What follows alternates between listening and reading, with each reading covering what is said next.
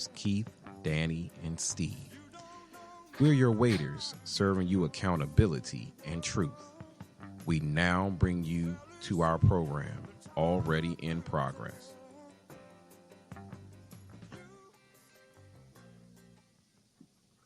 All right. Welcome to the Iron Table. Iron sharpens iron, so it's men sharpen men. We are. It has been a long time since we've been able to get together. So pardon all the hiccups, all the any technical difficulties. We meant to do it on purpose. That's the lie that we're going with. That's what we're going to say. So before we start, of course, I gotta say, put up this message. The Iron Table does not own any rights to any music used during its segments. We appreciate the talents and crafts of musicians and only use their music to honor their gifts. We got to say that in order to be able to be shown in different countries where we know that the word still needs to get out.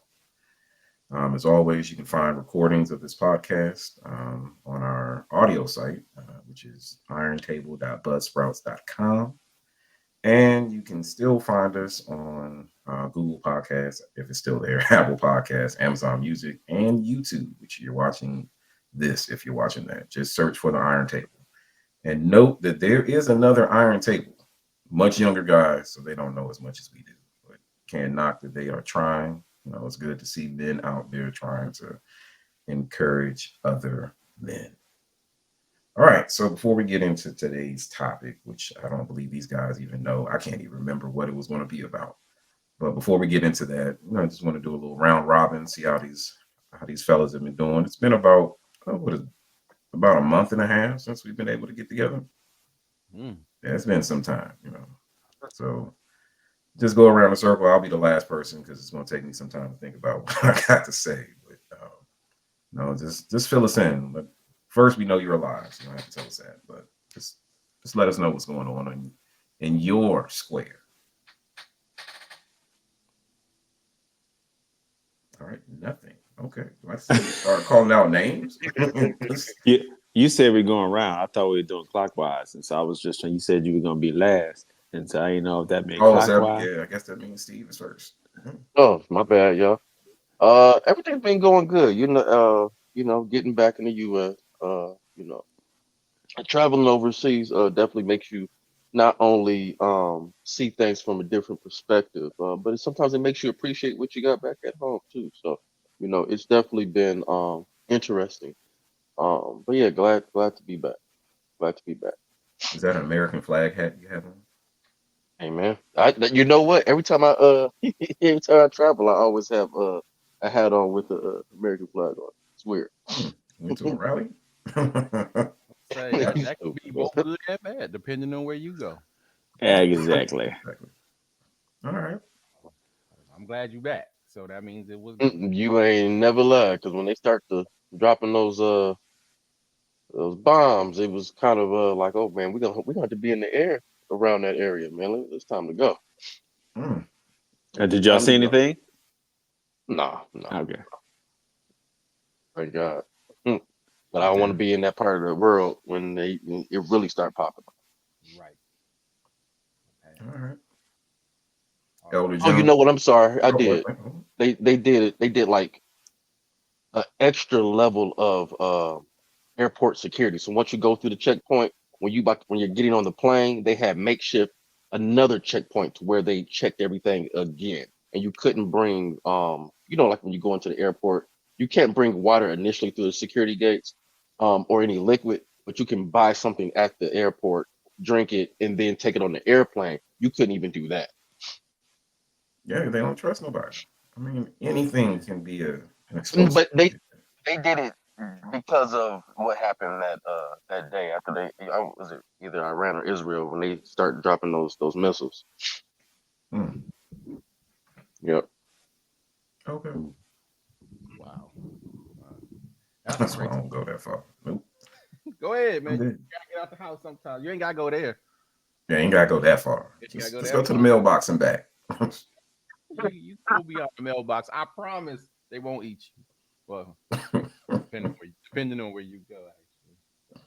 Yeah, you got to eat that mic, Keith. We can barely. You're low. You're real low.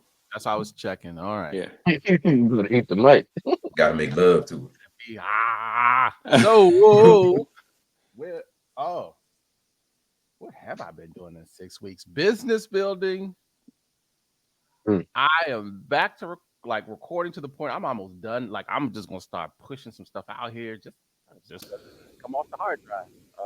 And then new ideas. A lot of creativity back. You got low for some reason. I don't know why. I don't know why. I don't think the world wants you to say something right now. Because the Lord knows. Say something. That's better.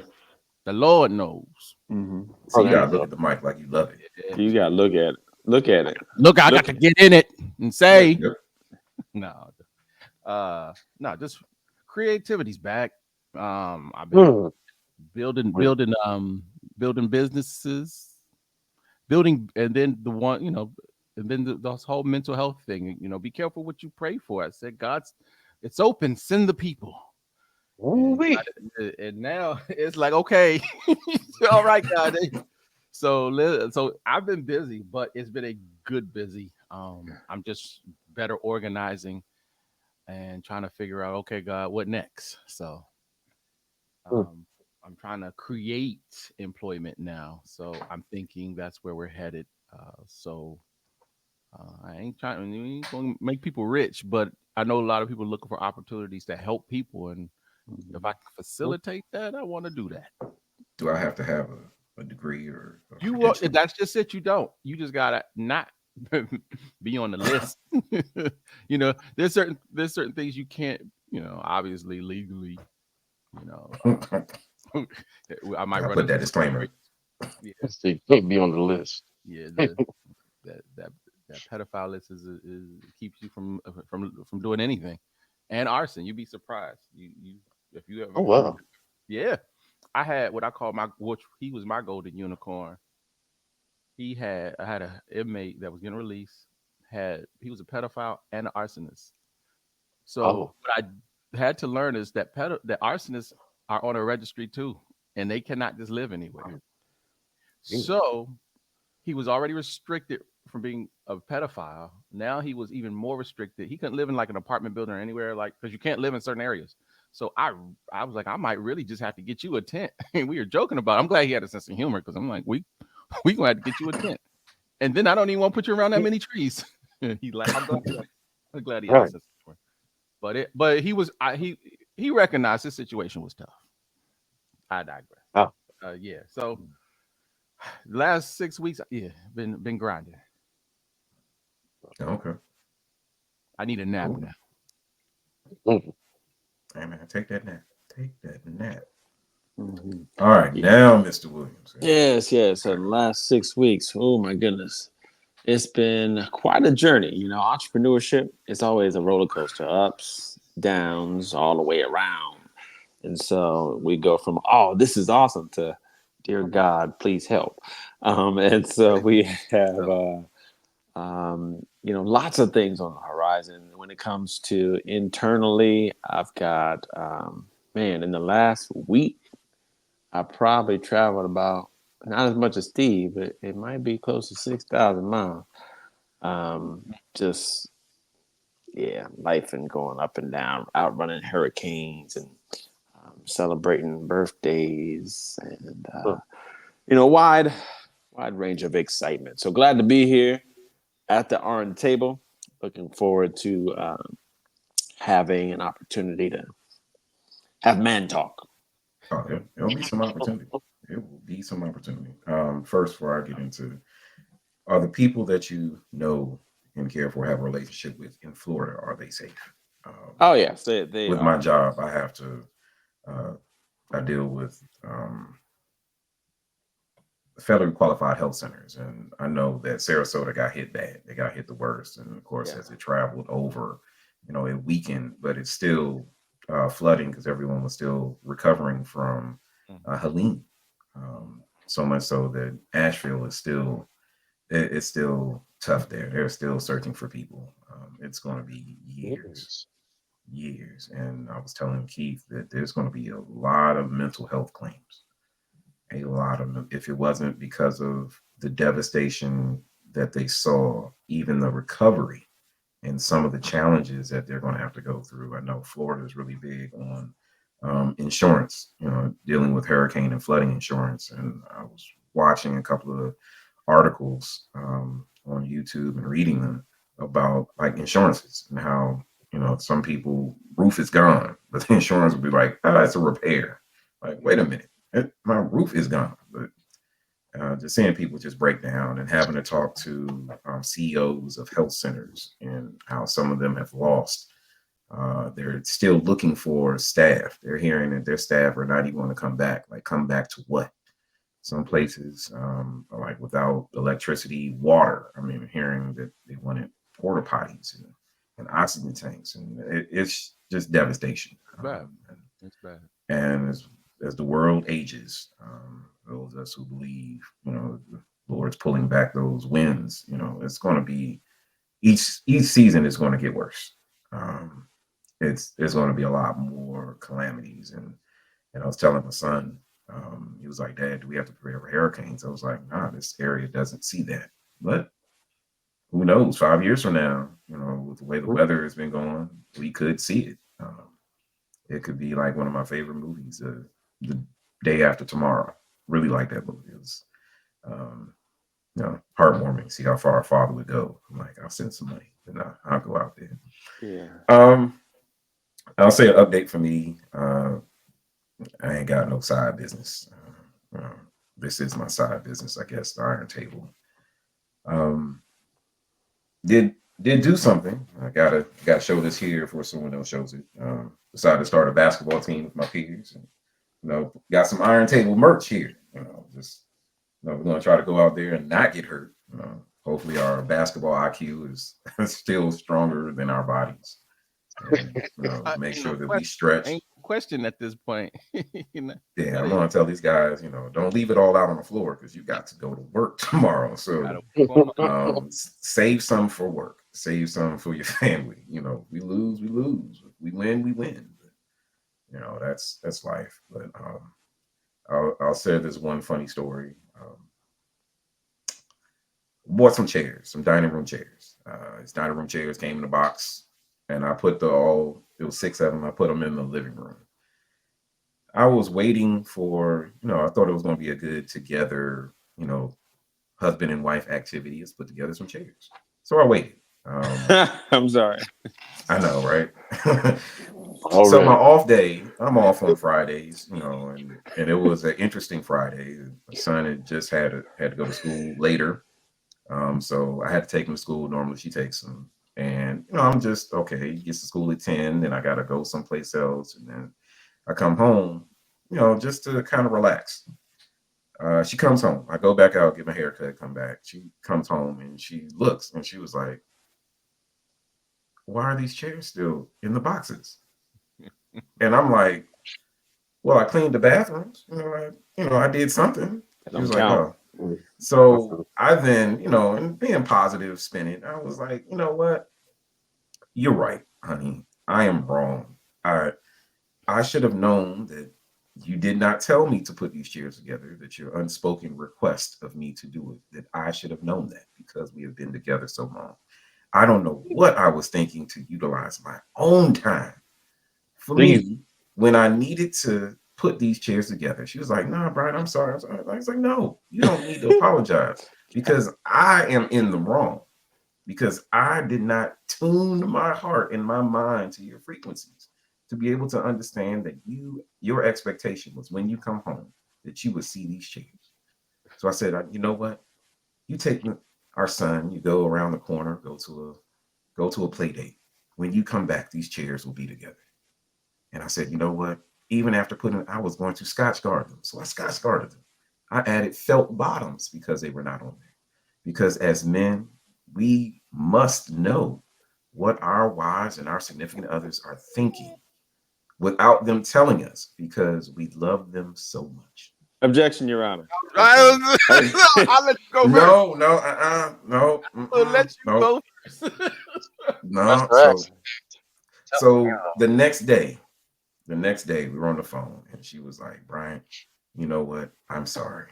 And I looked around because I'm in the garage by myself. I'm like, there's no one to hear this. And I told her, I was like, you know, it was just, I wasn't even on speakerphone. And the next thing she said was like, you should have recorded that because I ain't saying it again. I was like, Get the but no nonetheless, peace prize. You that got was an within the apology out last, of a black woman? yeah, you know, I get that sometimes.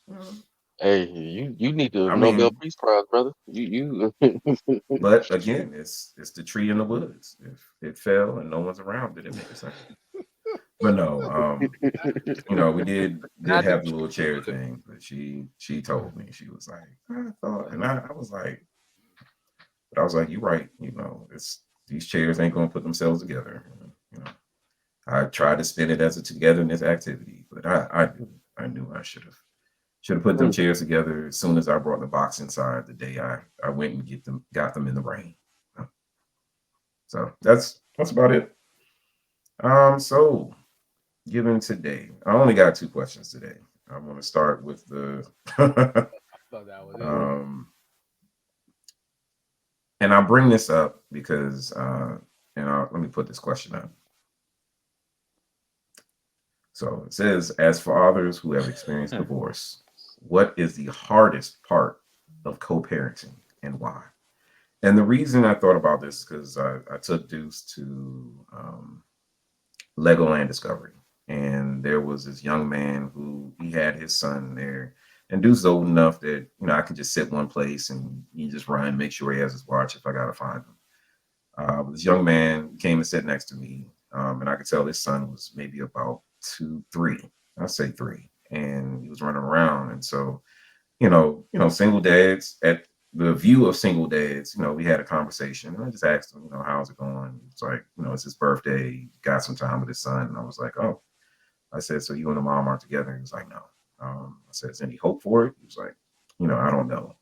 And I said, well, I'm just letting you know. I'm acknowledging that you are being present in your son's life, and that is important.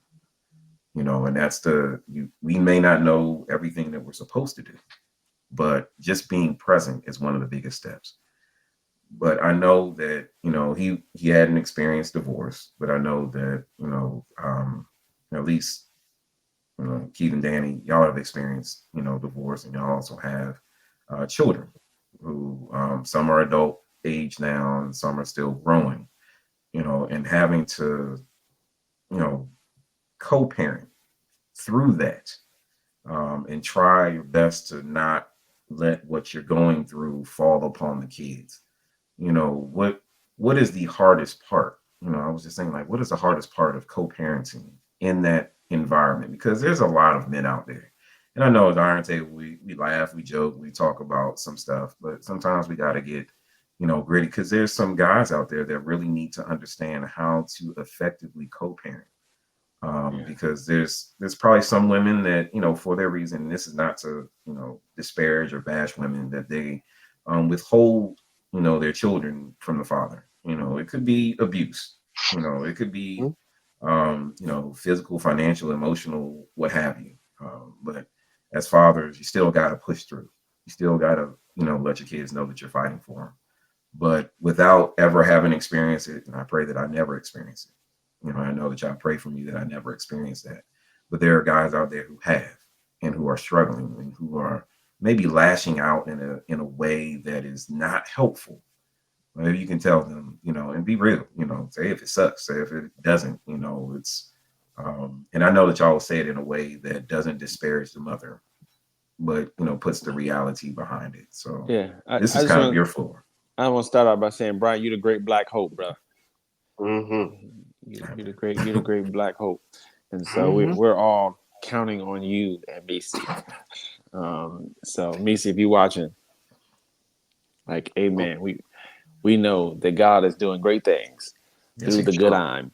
I'll jump in and say that one of the hardest parts, I would say, and I'm not just talking from my lens, but the guys that I've worked with, and the men who have been in my life, I don't think there's anything more difficult than having healthy interaction with somebody who has a perception of you that is less than flattering, especially if they verbalize that less than flattering perception to others in your world. So, like, case in point, a lot of times you have a situation where people are together, they make a child or children, they might have been married or not married. But what happens when that relationship sours is you have a lot of bitter, angry, resentful women who want to get back at in any and every way. And as you alluded, sometimes they will use the kids. Oftentimes they will use stuff that isn't true, and they'll start disseminating information. And they might actually believe it, or they might just know how to wield the system against you. Guys have gone to jail. Guys have gone to. It's there's nothing that I've seen that's more frustrating to a man than when there is someone who's accusing him of something that is not true. And I say all the time that scandalous woman seeking to ruin a good man's life is as old as the book of Genesis. And so you see this play that women run consistently when they're going through divorce. And not all women do it, but enough of them do. I've talked to enough guys who have gone through that aspect of it. And I think that it's the one thing that causes the guys that I know and I've interacted with, like, be on that sanity. It's like, I know some guys just like, I can't do it, to the point where they will, like, I love my kids, but this woman right here, I have to love them from a distance. And it's sad to see the dismantling of a family, because what matters in the end is the kids, is the babies. And when you have tension between two parents, oftentimes that is what's going to determine how healthy and how well the kids bounce back. So for me, it's when you've been accused of something that is not true. That's where I've seen most guys just lose it, or almost lose it, because, like, man, I ain't never touched this one. I ain't never, and like, you're guilty as a man, especially a man of color. You're guilty until proven innocent. If you don't have video evidence, then the system oftentimes is going to view you as guilty. And there's a lot of guys who have struggled to combat and to manage that emotional state of position. That's my thought process. I don't know, Keith, what you got to say? Man, or Steve? Steve, you work with men all the time, bro. I was just about to say what you just said about even that whole narrative that can trickle down to the kid. And I know that I've had men that have struggled with their relationship with their children because of the narrative that the mother has said to the children, and it makes it difficult to then even co-parent all together, because the woman is feeling a certain way about her now divorced husband, and now the kid is now taking on that persona. So now the father can't even have that relationship with the kid because the kid's feeling a certain way based upon what the mother is telling them. So it's very unfortunate. Right. Yeah. I got a lot of them situations. And Keith, if you could just eat the mic when you jump in, because we could barely hear you. I was getting ready to come in, but I didn't think I think y'all could hear me. Yeah, but we couldn't hear you. Yeah. First and foremost, go back on to something you said, or to kind of just amplify with a little clarity. At the end of the day, as men, all we have is our reputation. If we don't have money, if we don't have resources, if we don't have anything, a lot of influence we have is based on how people perceive us or what they understand about us.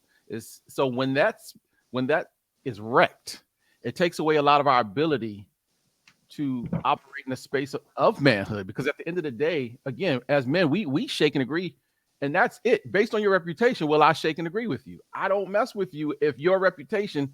I don't partner with you. I don't business with you if your reputation is one that is seedy and shady. So when that is corrupted, we do feel some kind of way about it, because okay, if I working in prison with a lot of the male inmates, again, they said that if I did it, I did it. I got locked up. Okay, I did that. But that doesn't make me a bad person. I made some dumb mistakes. I got caught because I told everybody else in prison. I still say it. I made dumb decisions. I just didn't get caught. That's most of us. Like many of us have run red lights. Fortunately, we didn't hit anybody and kill them. Like we've done things where, by the grace of God, we're still here. But when that reputation has been besmirched and we are angry, we do start building that wall to protect ourselves. But we also start firing missiles back sometimes as angry people. Yeah, and that part is uncharacteristic for us because normally we're just like cool, calm, and collective. I'm telling you, the true test of character is when somebody is accusing you of something, and when you have the keys to the bus to run them all the way over, and you want to, but the hardest part is for most people is that communication piece. Initially, like because it's hard to communicate about the couples to do this. It's hard to communicate about the kids when there's still so much underneath the surface. And a lot of times one person wants to move on, but the other person is still like, no, we need to focus on the kids now. Well, no, he needs to talk about how he did this, or she needs to talk about how she no. If you guys are no longer together and we're moving forward, there might be a time and space later down the line. But I'm working with a few guys now trying to find healing right now. Enough healing to focus on what matters, your kids. What she did or how she said, or yes, it hurt. It made you angry. What he may have done pissed you off. You don't love him anymore. That's fine. Let's focus on how to improve these kids' lives and help them not to lose the quality of life that they could or should have had. Life has changed for everybody. But so for the sake of the kids, should a man, and we're not talking about the men that probably deserve to, be fussed at or, that they did some stuff, I'm talking about for the, if it's a issue between the mother and the father and it permeates down to the kids, in order for the sake of peace, the sake of, for just trying to do for the kids, should the man just kind of accept the accusations, not acknowledge them, but kind of just say, for the sake of peace, all right, I'm gonna let you, go down the list of stuff. The truth, you're right, and then you don't have to argue. Listen, you don't have to argue about it, but you don't have to. I would never tell anyone to take false charges for anything. Yeah. Because again, you can't unshoot that gun, so to speak. Yeah, I know so many people who tried to unshoot that gun. Yeah, you can't. Okay, we see it in the court system all the time, where they tell us black men to take these plea bargains that have been terrible for us. We take the plea bargain because they say, well, if you take the plea bargain, you'll only do 6 months, maybe 3 months, and then you end up doing 10 years because you pled guilty, you're done. Yeah. And it trickles down to the kids too. It trickles down to them. They know things that are going on. So my thing is, now they're forming a view about you that is false. That now, okay, you know what, maybe at the age of 18, 19, or 20, when you're older, now I can kind of sit there and try to convince you of what is the real, when you could have done that from the get-go. So I would definitely say, not it's not going to be peaceful. It's not going to be peaceful. Not supposed to be. Yeah. And that's the hard part, because we know that once, it's just like the conflict in the Middle East. Once one missile goes up, guess what's about to happen? Like, there is no peace. Not at all. When you have and but the so Bible you got says, a soft word turns away wrath. So ain't no soft word. If somebody shooting a missile at you, like, for real. I understand what you're saying, Brian. I really do. But when somebody is shooting to kill, because that's what they're doing, and it puts men in a very difficult situation. I know that I was just talking to my lady about this. A person that she, I'll just say, he and the mom were trying to work things out. It became difficult. And she did what a lot of women do and began sprinkling her story into the kid's life. And the dad was really present, paying all this child support. He was coming, he was flying out for games, flying to this, flying for that. And the narrative of the mom was the dominant force. And so he didn't know that there was going to be, well, let's just say he was watching something that was being broadcast online. They were speaking, and next thing you know, he hears this story about how his kid is, when my dad left us, and this narrative about how, and he's just like, what, huh, Wow. what, Wow. and it just caused a lot of. I'm turning over the tables in the temple. I'm turning over the tables in the temple. My dad left us. I know a similar story. A young man, it was in Detroit, wanted to be a rapper. He was doing well because his stuff made airtime, and that's how everybody heard this one particular rap where he talked about when my dad left us, and he was like, "Nigga, I'm sitting next to you. We in the car." He heard the rap while sitting next to his son as they were going out to a concert or do something. Like, so he's trying to figure out, wait a minute, what happened? how are you putting this slander out about me? Well, that's what I'm not supportive. In all these years, I've been right here. Are we gonna have to edit that? No, you good, Right. bro. That's real. Actually, no, you don't have to edit that. I wanted to ask Steve and Keith, like, how many times, because I've seen many different broadcasts.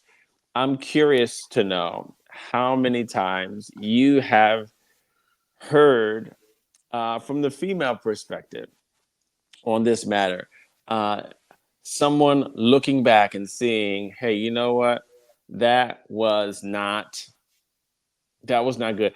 Reason I say that is because there's a very close family member of mine who recently said, I did not handle that situation well.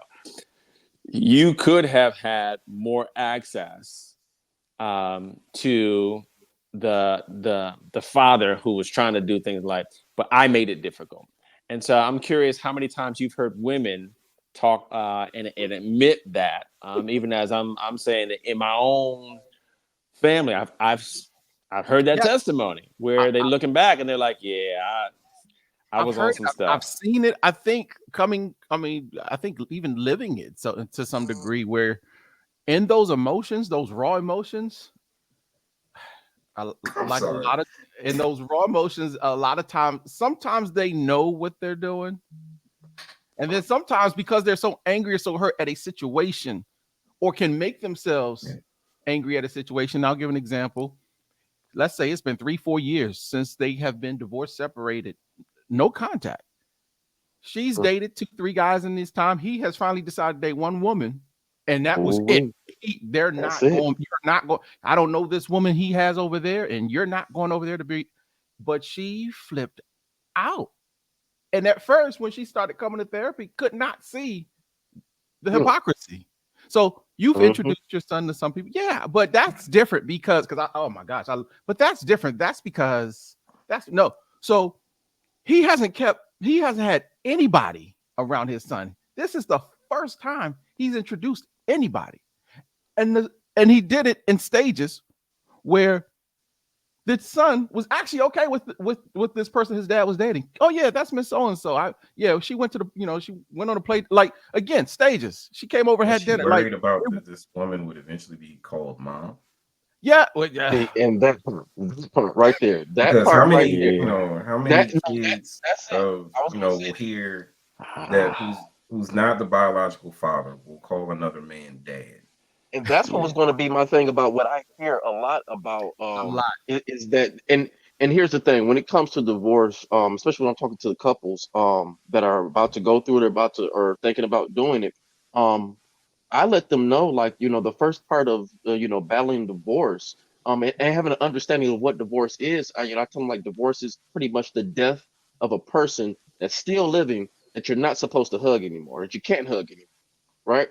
So understanding that and getting that ahead of you, and I tell them, hey, time is going to heal this, but you have having an understanding that this is about to happen. I remember one client I had where, they're about to go through it, and I told him, I said, hey, now, not mind you, they didn't get divorced till a year later, but I said, hey, you're about to go through a divorce. It's better to deal with your emotions now than deal with them when it actually happens, when you sign those papers. Let's start talking about how you're going to feel. Let's start talking about worst case scenarios. What happens if your child now is calling another man father because you have young kids?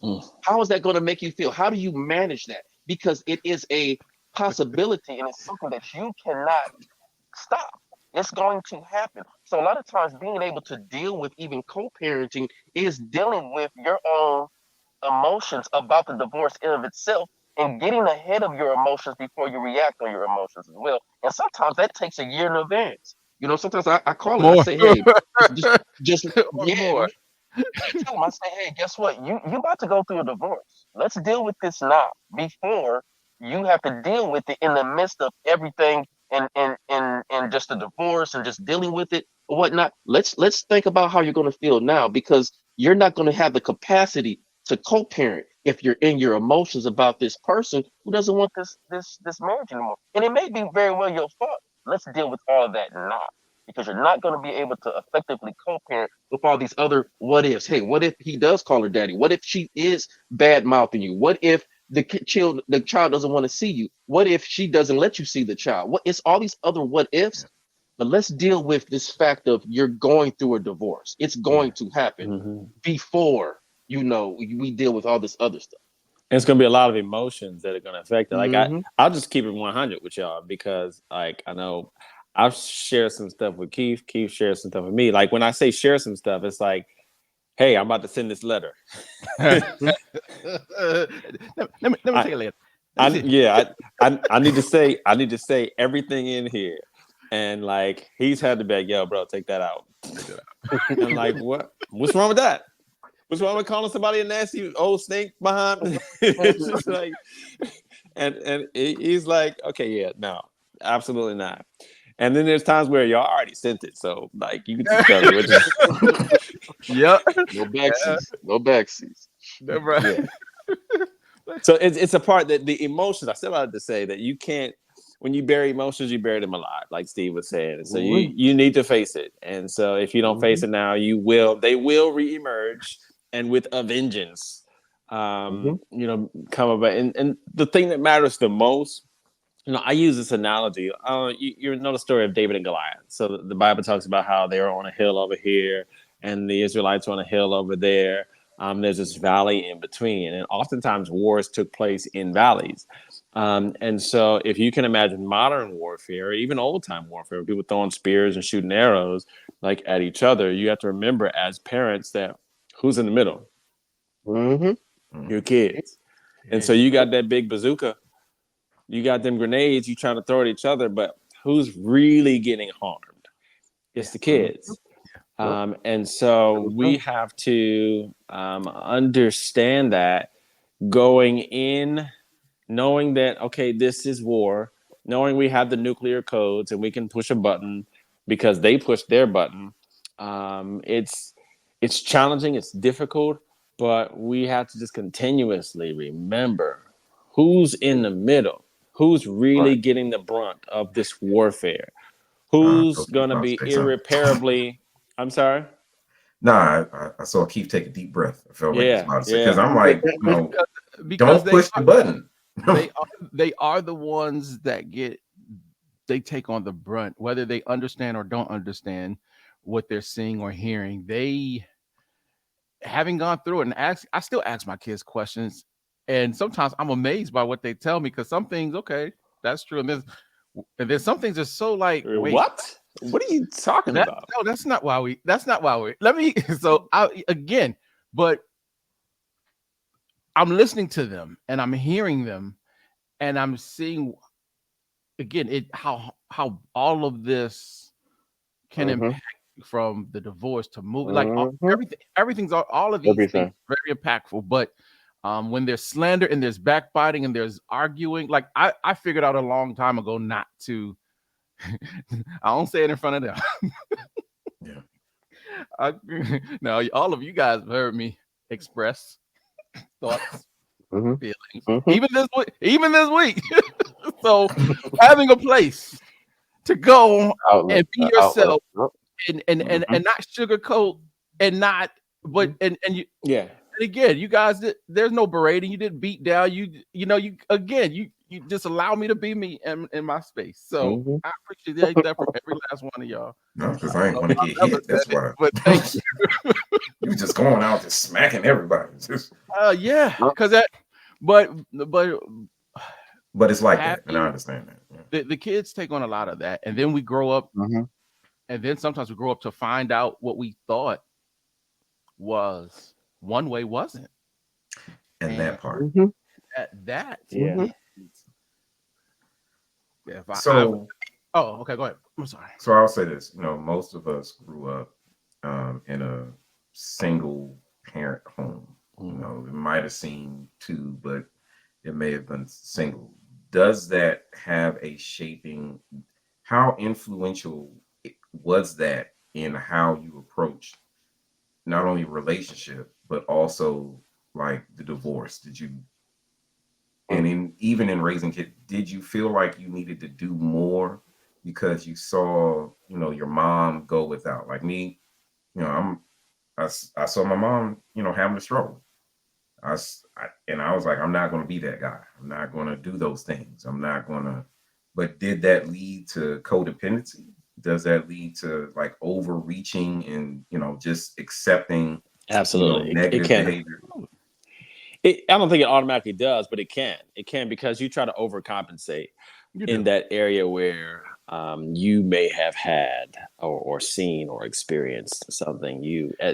Anybody who wants to be a good parent, if you've had a bad parental situation, oftentimes it's with your dad, whether it's perception or actual, and it affects you. It affects you.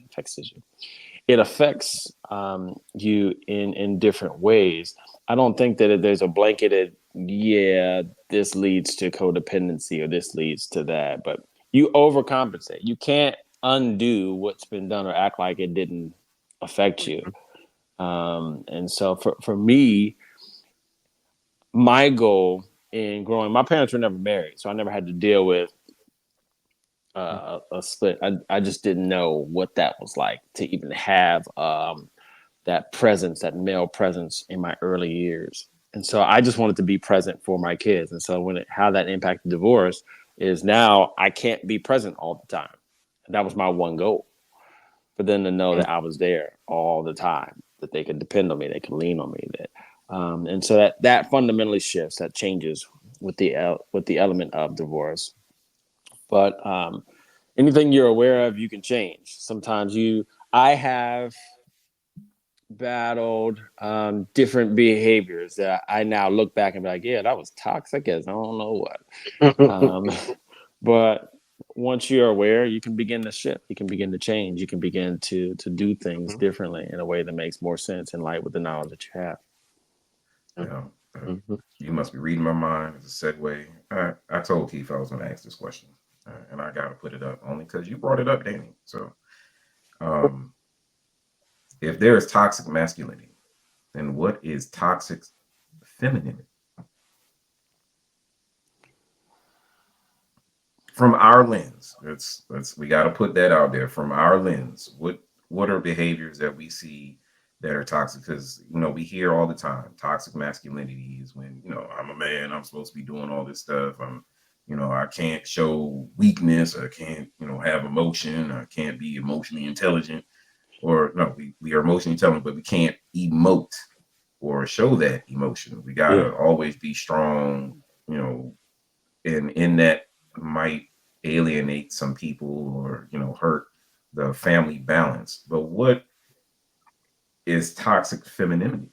I think that may be just sometimes when we hear women from our community, just spout out like, I don't need a man, I don't need a man, until them late 40s, early 50s hit and we lone. And we're trying to figure out, hey, how do I get a man? Because now there's no man, my tax bracket left. that really want me for me and want me to marry. So when we hear this narrative about I don't need a man, I don't need a man, and yeah, financially nobody needs anybody if you're taking care of yourself because you're an adult. You're supposed to be taking care of yourself. But God didn't make us like that. We're supposed to have a partner, supposed to have a counterpart, supposed to have somebody that's going to be a checks and balance for us in an intimate way. And intimacy doesn't just mean physical, but there's lots of levels of intimacy. But to say that, and that could go in even for men. I don't need a woman. Oh, okay. When a man's saying, "Hey, I don't need a man. I don't need a man. I take care of myself." Okay, all right. What man said To me, that? you'd be surprised, man. You'd be surprised. Yeah, there's a whole movement of men This who are generation, like, there's a reason why there's nobody dating, getting married, and making babies. This whole generation across the board of men are like, we done. For what? Yeah.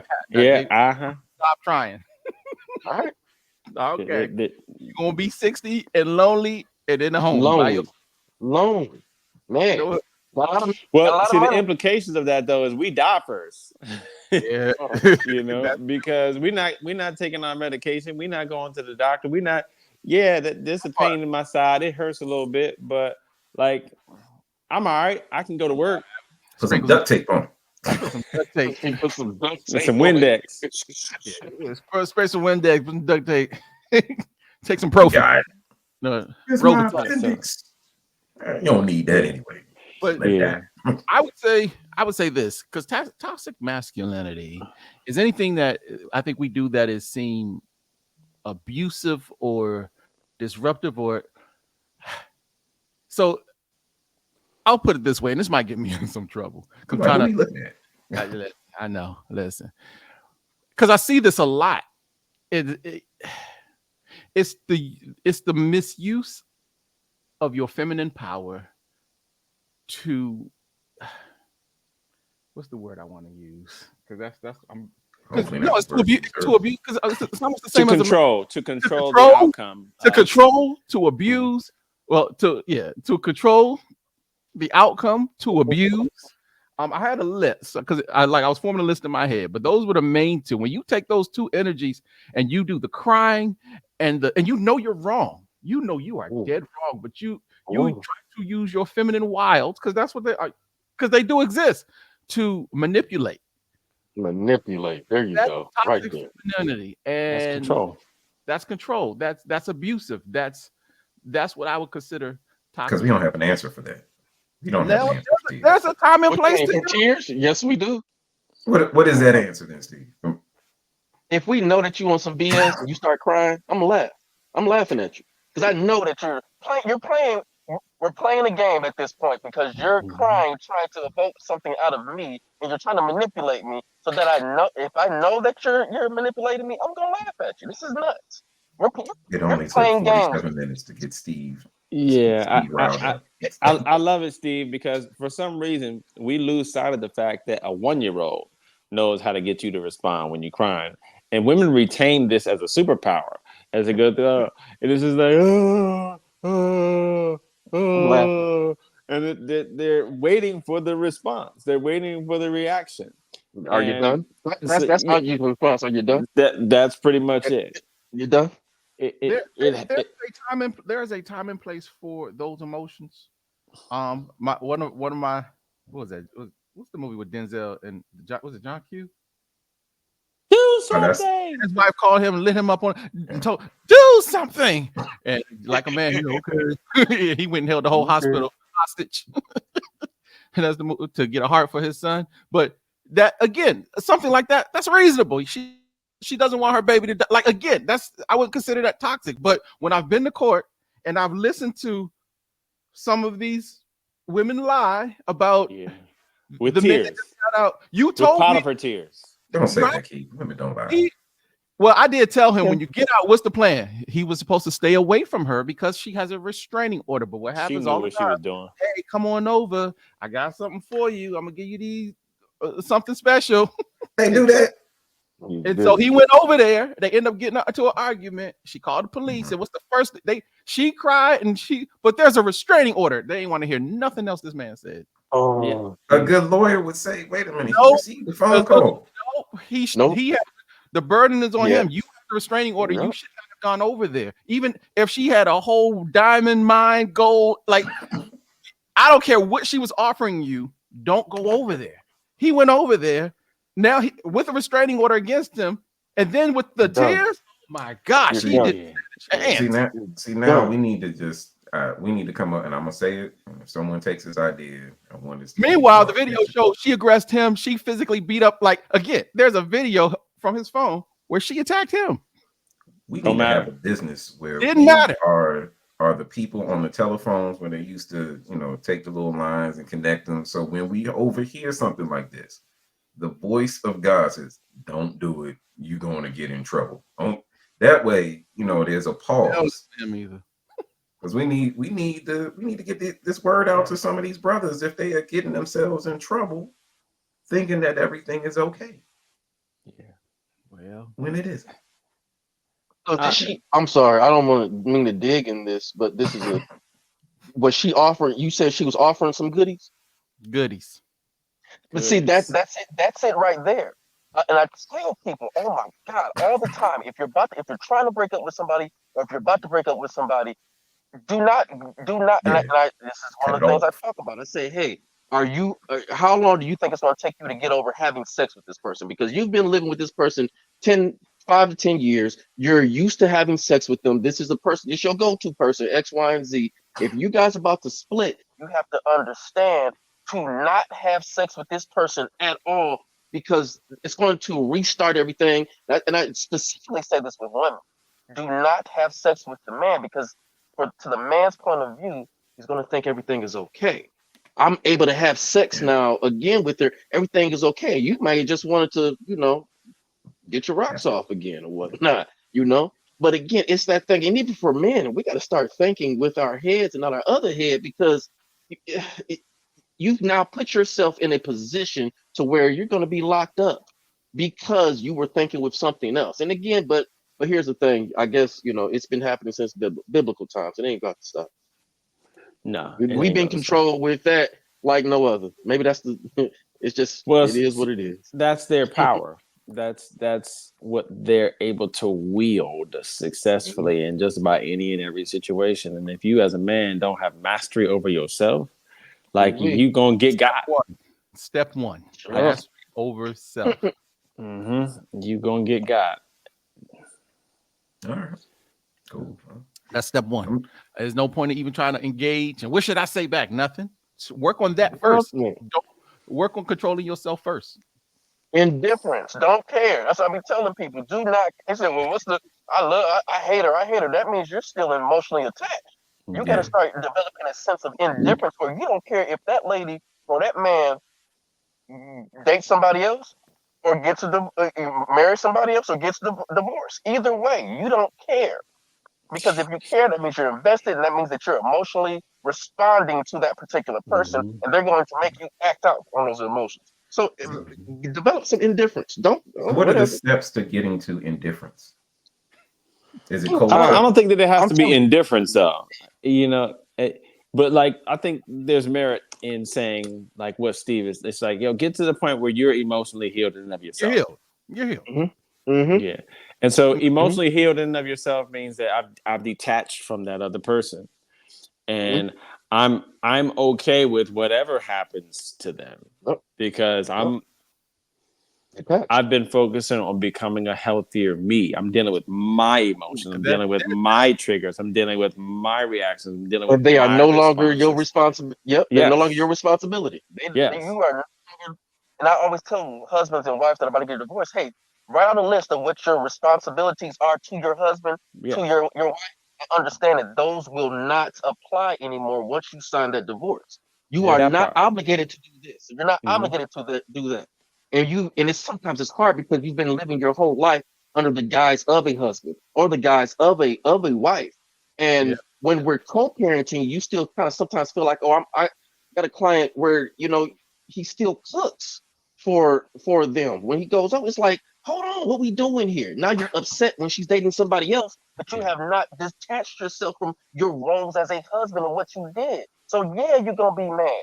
Detach. Have a level of, hey, this is not my responsibility anymore.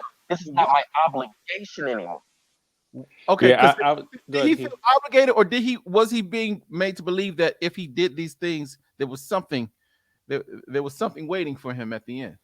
Yeah, That too. oftentimes And there they That is. too. respond And by incentives it's never and it never goes down. It never goes down. So I'm saying it's like, hey, at one point, have you when you've done any of these things, has it turned out good? Because every time you do these things, you feel slighted because nothing is happening to you. So what's the point of getting divorced? If you're going to continue to still live out these things, you have to detach. And that makes things so much hard when you do not, because you still have that hope of, hey, things will get better. This is that and the third. And it's like at a certain point in time, I don't think sometimes people understand how important it is to understand how important marriage is. Because once you detach from that, once you do get a divorce, it's hell. It's a mental hell trying to navigate that. Yeah, and what Especially hell by is, yourself. even like you talking about hell is a separation. That's all. That's what hell is. And so it's an eternal separation. And so I want to go back to say just one thing, and then I'm gonna shut up. Is like you used the term indifference, like we were kind of playing around that, but in effect, women and men, we know how to push each other's buttons. And so that woman, she's going to push your button because she knows where the button is. She knows how to push it. She may have refrained, but she knows you have a button. And so what your job is dismantle that wiring so that button don't work no more. It don't work. I told you. Thank you for sitting on my sessions, because that's some of the stuff I tell my people is like, hey, write out the top 10 list of your triggers. Write out the top 10 list of her triggers. See if she knows your triggers. See if you know her triggers. See and now with those triggers, how do you react? Now let's figure out how we can not react, since now we know your own triggers, since you know her triggers. It is. It is something we definitely teach because it's important. When those triggers have been deactivated, it's almost like becoming one of them Shaolin monks back in those old karate movies. Like you on a new level now because you got moves that haven't been seen before. Like, wait a minute, we used to knock you out with that hit every time, but now we through the same move, and it's your Karate Kid train kick. 36. Your whooshy finger hold. Right, like you got something brand new out the box, and it throws people off for a minute, but it's necessary. That's it, bro. It's necessary. That's why we have to start with ourselves, because without learning what our own triggers are, we allow everybody in the world to just step on them, push that button. Absolutely. Otherwise, we're just gonna be mad. We're gonna be mad that she keep pushing our buttons. She keep pushing. No, bro, be mad at yourself. That you know what? She still thinks that button still works. Yeah. Why does that button still work? That is my question. Why does that button still work? That's your job. That's your job. That's what you can fix. Now we've left men with something. Move your button. It is harder when the buttons are the kids and the kids are being used, because it's hard to say, I don't care about that. She can just take them. Because like you said, some men do get to that point, and that's not healthy either for anybody, because then it's like, well, I heard this from her family. Yep. If you knew mom was crazy, why you leave? Like, why you say, if you couldn't deal with her, why you leave us to deal with her, basically? It was your turn. So if you knew she was a piece of work, and you left, and you didn't take us with you, or you didn't at least fight for us to at least come see you at least half the time, like, so we met it. You didn't say. So then how does a father fight for his kids where it doesn't? I would like to say it doesn't piss off his mom, but it's in a. What'd you say, Keith? I said where it doesn't get messy. Fighting is messy. Fighting is always messy, and some I believe. I'm just going to say Ecclesiastes chapter 3, verse 1. There is a time for everything and a season for every activity under the sun.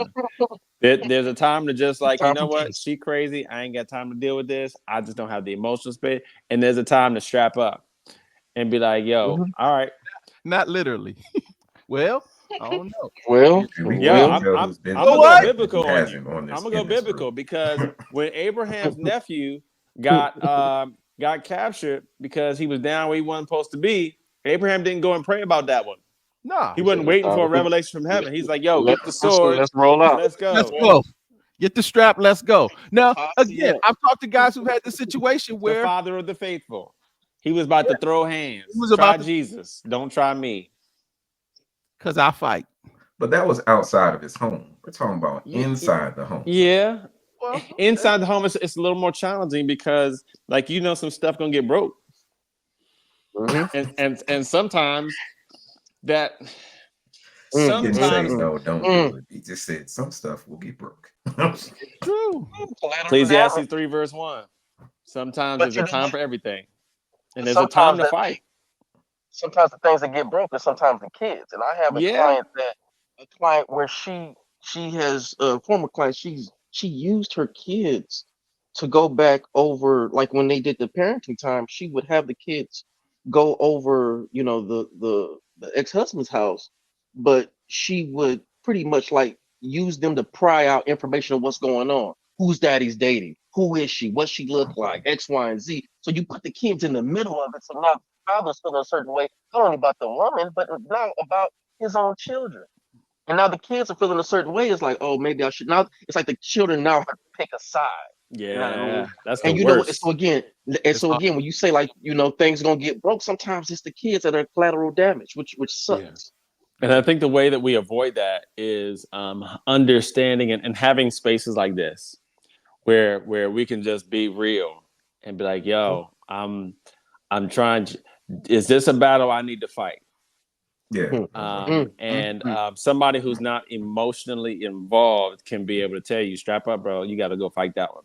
Yeah. Your kids deserve to have you fight for the right to be a present father. And sometimes it gets messy. Sometimes stuff it's just there's no easy way around it. I will say, men we don't have the patience sometimes to fight. Like because sometimes don't fight. That's it. Unfortunately, especially when the courts become involved, it could be a drawn out process, and we just forget. I don't even like. I can't do this another day, and sometimes we do need somebody like you said. I call it a Mickey, Rocky's coach in the corner. Get back out there. You got this. You gotta do it, Rock. You gotta do it. Like, your kids. Come on, Rock. So you need somebody to be like, yo, I know this sucks, but at the end of this, when you have your time and when you have what you imagine, you have the relationship with your kids that you imagine, it'll be worth it. But right now, yes, going to court and hearing her slander you, or even it might be things that are true. She might be bringing up things that you once upon a time did, and that was 10 years ago, or 5 years ago, whatever. You've gotten yourself together. It's out there. But we got to do our part to get ourselves together first, because if you're still doing the dumb stuff and you're trying to fight for them, then that's where, like I said, as a guy, I got to pull your coattails, say, hey, she might have a point. If you're not stable, if you're not able to take care of yourself, like if you're not well and you're not healthy, then maybe you need to pace yourself and work on those things. And just do some weekend visits, or nothing overnight or initially. Like maybe you don't need to rush into anything just yet. But but there are those who are still trying to figure themselves out, and that's a whole nother conversation. But the ones that rushing in, that's a whole nother conversation. As a side note, y'all saw he's here. I'm single parenting this weekend only because I love wife is out. But what's interesting, I love how he locked got to keep him out of the room that he just barged into. You want me to lock myself out now, Dad? Right. I just got to keep him alive for another 12 hours. That's what I got. That's my goal. Keep him alive. That means feed him, take him outside, water him. Get that hose water. That hose water keep him alive. That means he needs water inside and outside. I have learned it's both. That'll make a man out of him. Yeah, well, he's coming to practice today, so he's going to see. He gets to see me interact with some of my close friends. So, which is also important, because again, that's important for young men to see. Get you an iron table. To me, that's the answer. You get you an iron table, because you need people. You don't try to do it alone. You're gonna go crazy. Get you an iron table. Oh Lord, even if that iron table doesn't have manly men around it, you gotta have people who are able to help you be a better version of yourself. Everything else is So, all right, I've got I would say about 10 minutes to closing. I want to add this light question because we went deep. We definitely went deep, and I appreciate you guys being transparent. Definitely educating because there's definitely different views, and I can tell who's been through some stuff and who hasn't. So I'm like, nah, man, no, don't do that. Yeah, I'm like, boy, we trying to protect you from ever going through this. So yeah, keep that sunny, rosy, happy look. But when you let us deal with the reality. It's one of my favorite verses. I love my baby mother. I'll never let her go. But let me just add this. Because I'm trying to get him to play video games, get out of them. What is it? Why you ask this? Minecraft and what is it? Like Roblox. NBA Live 95. I'm done. Okay. Steve, did I blow your mind? See, me, it's still playing. Right. I would say for me, it's Contra. It's a tie between Contra and Tecmo Super Bowl. It's something Tecmo about Super Bowl was good too. It's something about just hitting it. Wait. What was that other one? What was the first basketball game that was on the Nintendo? Double dribble. Oh, double dribble. Double dribble. Nah, double dribble. I like Arch Rivals. I think double dribble was dribble. Because I had that double dribble. Yeah. I'm about to show my age. There was a basketball game on, oh my God, these computers where the screen was just black and green. It was Larry Bird versus Jordan. Yeah. Oh, it wasn't Magic versus Bird. Was it? No, that was Nintendo version. That was Nintendo, right? I was gonna say they had Magic versus Bird. When PC was just like these big old floppy disks, and the screen was just black and green. And the men, Larry Bird and Jordan, it was just two characters. I remember white, black. Yeah. I remember that because I think they had it on Game Boy too. I think they had it on Game Boy. I would say for me, man, it's the video game would probably be just Ninja Turtles, the arcade game, or Turtles in Time at the arcade.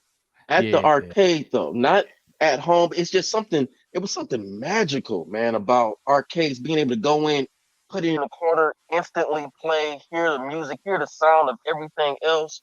Man, it's they got a VR thing where you put on your headset and you can like literally walk through an old school arcade where it makes you feel like you're there, and it was just something magical, and you connecting with it to where like nowadays games now, I mean, the production value is like 100 million for these things, but you don't feel connected to it. And it's like every time you turn on the game, you gotta update it, and then you gotta wait for the shader. It's like it's too much. It's too much. Emulators doing too much. It's not instant. So when you did go, did you allow 3 random dudes to drop in some quarters next to you, and you got with that turtle power going through the arcade? For sure. Oh yeah. Okay. That was. Did you share your quarters when someone died because you was like, I'm about to face a boss? I honestly think I did as a kid. You didn't care. You know, you just it was. You want to play? Yeah. You don't have a quarter here. Here's one. And some of those earliest mysteries, man, it's from the arcade. Man, I remember the first time I saw Mortal Kombat arcade cabinet, I said, that's what they're doing now? Yeah, I remember that. Did they have codes in the arcade games, Steve? Like, because I know Brian was like Contra, up, down, left, right, B, A, start.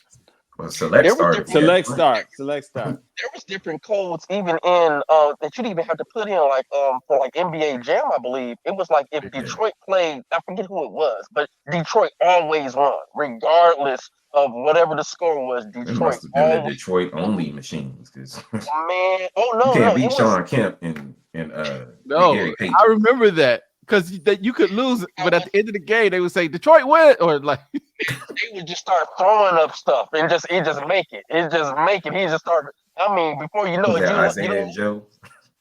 Yeah, I forgot what game. Was it the Detroit and the Lakers, or I forgot who it was. But they would just lose, and Detroit would always. And the programmer said that they programmed it that way that Detroit would always win this particular game if they played this team. That's crazy. But it was for you. Arcades were nice. But what video game? Everything was a secret. Everything was secret, man. With the internet now, there are no secrets. Games come out now, and you know the whole game before it even hits because somebody done played the whole thing and then put it on the internet, and then you see everything. Nothing's a secret no more. Nothing you don't get a chance to really, enjoy everything. That's why it's things are weird, man. Things are very weird, very weird. You I don't have to remember play having games anymore. You just watch cartridges. somebody else play it. Yeah, Like we that's the actually thing had, too. People we just had to watch other actually people be play games. together in the room together with the cartridge or the Yeah. game system to Yep. actually play. Now Oh, you I remember GoldenEye 64. The GoldenEye and Nintendo or 64. Oh, 64, yeah, we played that one the too. screen, the screen will look just like how it looks now. Right. Everybody had their space, and yeah, but you had to be in the same room. And now nobody got to do that no more. It's a blessing and a curse. Yeah. Well, I'll let you know for those that are in Maryland, I still have my Sega Genesis. I still have the 4-player adapter, and I still have games like General Chaos. What is that? Yeah, I mentioned that NBA the other Live day. 95, 96. Madden. Mm. I got it all. So I have to make that a reality. But before we go, Keith, got to hear your game. This is unlike the 5 favorite love songs. You I'm should be about able to give this. because I'm trying to think of games too. Like, what did I even play? I played a lot of sports games, so I don't know if Dude's gonna like a lot of sports games. So, but if it says if I could play them today, I mentioned General Chaos. I'll say General Chaos because I said that at your house the other day, or I asked you if you had it. Just because of nostalgia, I just remember playing it. I don't even think it had an end in sight. You just go to the next level and go to the next level. Um, as I got older, I like for some reason it was the conquest games like Age of Empires and some of those things. Mm. But at his age, like Steve said, I was like the Ninja Turtles, the Contras, like all those games of the NBA Jam, Live. Trying to think what hasn't been said that because I mean Blockbuster was out, so like every week I was getting new games to test Oh, out on the weekend, basically. boy, we all. Arrows for those in Maryland. Arrows. Yeah, to use The that. Mike Tyson punch outs, the Oh, yes. Well, Mike yeah. Tyson with Still that the Mac. game was hard. That game was hard as I don't know what. I'm trying to play It that was now. once you figured out the sequence for each person, it gets easier. But yes, Yeah. as a kid, I hated it. I could get to Mike Tyson, but I couldn't beat him.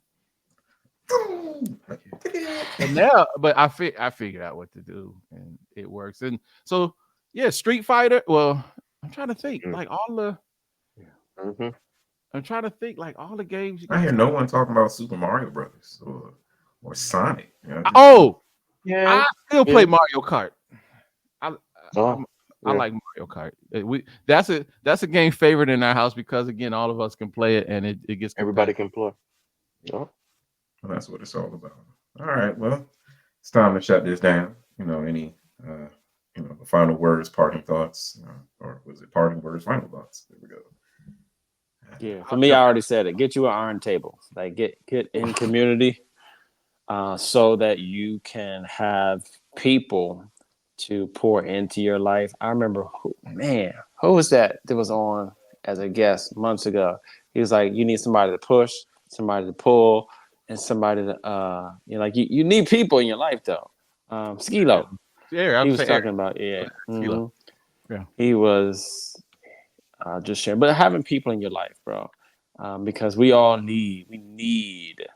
A brother is born for adversity, the Bible says. Better a neighbor nearby than a brother far away. Like you got to have people. It is not good that man should be alone. Ain't just about marriage. It is not Like just we are made to be in community. Interdependence is of greater value than independence. And so I just want to encourage everybody who's here, like do the uncomfortable thing. We were talking about video games. Practice community, and you'll get better at it. true. Hmm. I'll jump in. Parting words. As you are practicing community, do it with intent to deactivate that button. Work on Yeah. yourself Mm-hmm. first before you engage. Build a strong defense. Work on yourself. Yep. I tell this to myself and others. It's hard to argue truth when they see it. So if you don't do the things you did, you don't behave the way you behaved, you don't lose your temper and jump off the deep end as you once did, then it's hard for people to continue to always. There's going to be some who always want to hold you under that. But as you live your life and you live it differently, the proof's in the pudding, as they say. So Work on yourself first. Do some healing. Deactivate those buttons, and then engage. I would say parting words is kind of piggybacking off of what you guys said, but just stop. Just stop. Just when you feel yourself about to just go, just stop. You have the power to stop the madness. Just don't even say nothing. Just stop. Sometimes it's just that easy. Just stop. Just don't say nothing. You know, just keep it moving. Practice that when you're just out in the world. If somebody cuts you off, or somebody, somebody the cashier kind of getting snappy with you, don't just stop. Don't say that. You can think whatever you want to think in your head. Think about what you want to do and what you want to say, but just stop. Just shut up. It's very easy. It's very simple. Just shut up. It starts with you. Okay. Well, I just want to say thank you. Thank you to these guys for bringing their truth, bringing a little bit of reality in a comedic way. This is why I created the Iron Table. It wasn't just about what I needed. It was about what we all need. And as they've said, you need a community that will challenge the narrative, cause you to pause, to think for a second and not just react. It's because when we react, they're usually in our emotions, and our emotions is something that changes with the wind. It's got to be about a chess move, not just checkers. So, thanks to the guys. They didn't know what we were going to talk about today, but I just had to get it out there. So, as always, Iron Table is iron sharpens iron, men sharpen men. You can find us on YouTube. If you're already on YouTube, you're watching us. But if you want to hear the audio version, there's Buzzsprouts. There's also Apple Podcasts, Amazon Music, and all other major podcasting brands. As always, just stay real. There's always room at the table. And we are out. Well, it's closing time. We are glad you stayed with us this long. The bill? Oh, we tore that up. For truth and accountability are free. You want to leave a tip? Sure, we take your money, but what's even better is if you share this with someone you know, for there's always room for more at the Iron Table.